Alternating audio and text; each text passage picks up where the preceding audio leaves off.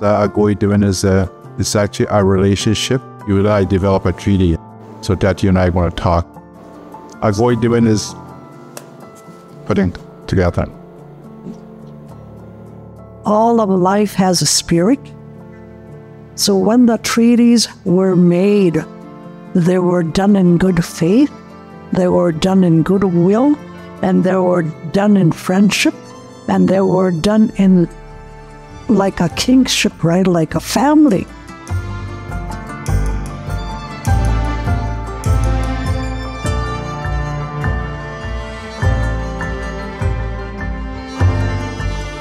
There's a great Anishinaabe word, Minot-Pimata-Subin, to live a good life, being respectful of the land, still ensuring that the stewards, that we take care of the land for future generations, that we live well, that we're able to sustain ourselves as a people. But part of that is also ensuring your neighbor lives a good life. So when people came here looking for a way to live and to be able to live, that worldview and those principles kicked in and said, yeah, you know what, we can find a way to coexist. Well, even before the Europeans arrived, we made treaties amongst ourselves, whether it's a hunting area or medicines, or gathering, we made treaties amongst ourselves. When Europeans started arriving in what is now Manitoba, First Nations invited the newcomers to enter into treaties, as they had always done with strangers, to share in a good life. The fur trade was about building a relationship. Fur traders who had, got off a boat at Hudson's Bay from, Bristol or Edinburgh or Orkneys, wherever they'd come from, adapted to this very quickly. They had to. That was the business.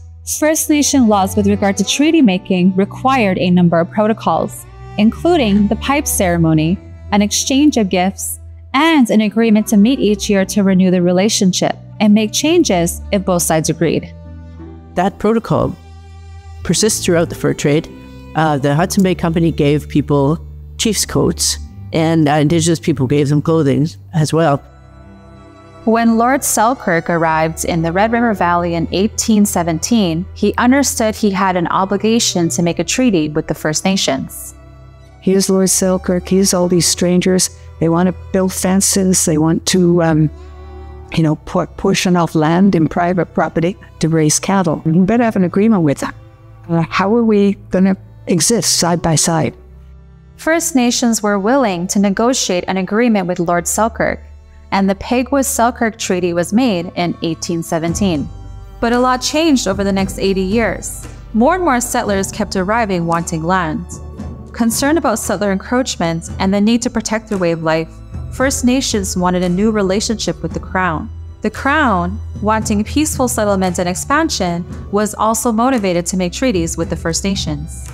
Discussions for the numbered treaties followed in nation-to-nation negotiations based on First Nations laws and protocols. You're coming in here with protocols that I recognize, that honor my way of life. So I'm taking that at good value, at good face value, right? That you're coming here in a good way. Both sides agreed to honor the treaties for as long as the sun shines, the grass grows, and the water flows.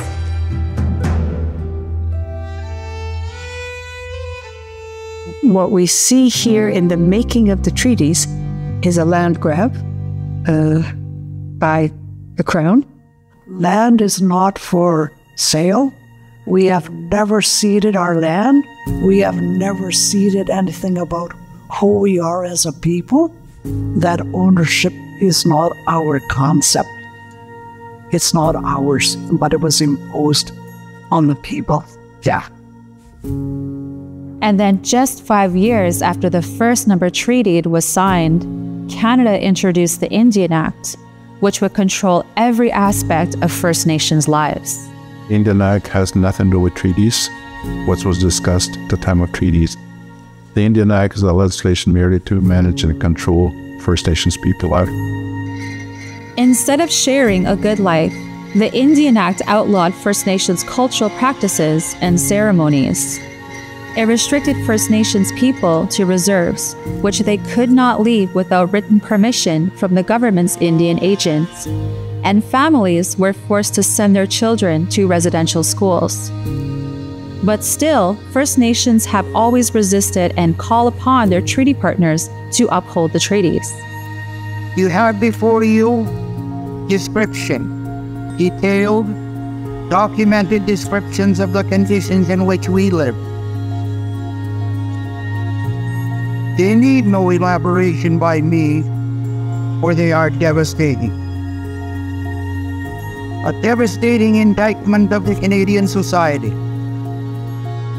In 1971, the Manitoba Indian Brotherhood, led by Chief Dave Kershane, released a passionate report on Canada's treatment of First Nations called Wabung, Our Tomorrows. And where the hell has been the Canadian people as a whole? All Canadian people. To let this thing go so far and so long. To see generation after generation of people being destroyed. The report called for a renewal of the treaties in the original spirit and intent.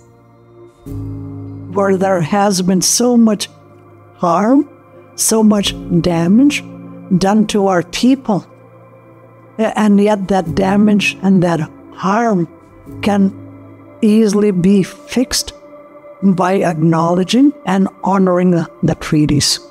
So it's not thinking of treaties historically, they're in the past, they belong in the past.